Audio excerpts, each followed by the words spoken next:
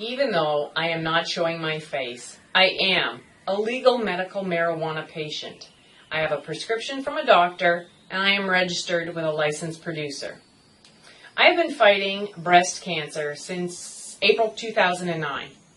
I had a lumpectomy to remove the tumors, followed by chemo and radiation. In 2013, I visited my then family doctor every couple of months for head pains like throbbing and dizziness. At the end of 2013, I had an MRI, and the doctor called me within 24 hours to tell me that it had metastasized to my brain, specifically my cerebellum. I was told by the brain surgeon that without surgery, I had 4 weeks left to live. So I had the one larger tumor removed by surgery. It was the size of a ping pong ball, and the other 2 smaller tumors eradicated with CyberKnife.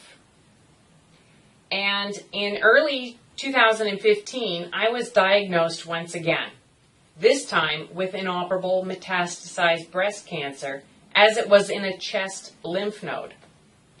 With nothing to lose, as my oncologist was only offering me chemo to prolong my life, we turned to and only cannabis oil, or Rick Simpson oil, or RSO. Thankfully, my husband found that video on YouTube.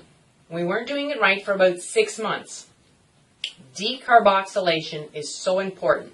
I can't stress that enough. It is part of the process in making the proper oil. There are success stories on YouTube.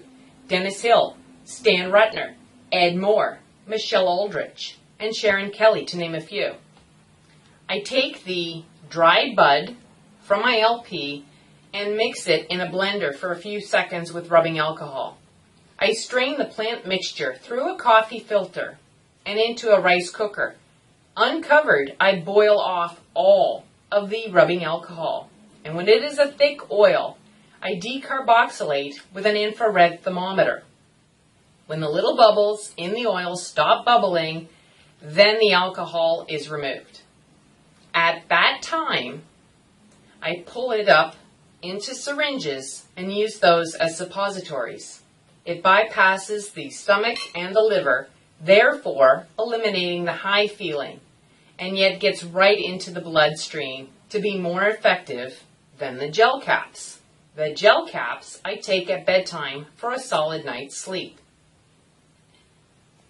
In April 2015, I had a CT scan, and the enlarged chest lymph node measured 2.1 centimeters.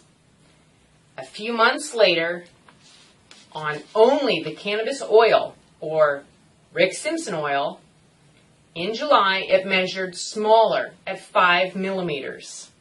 A few months after that, in October, it measured even smaller at 3 millimeters. A lymph node will always have a measurement.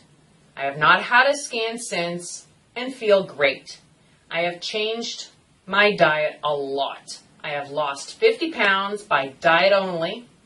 I have cut out the white foods in my diet, like white sugar, white bread, white rice, white potatoes, corn, as it has sugar, pop, etc.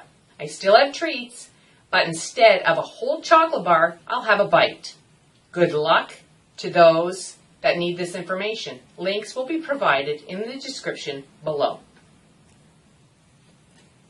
In April 9th, 2015, I was scanned.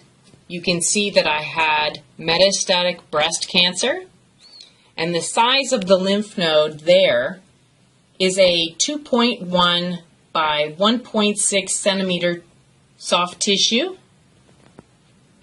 In July of 2015, just a few months later, only using the cannabis oil, you can see the lymph node, the same lymph node, is considerably smaller, and it was measured at approximately 5 millimeters.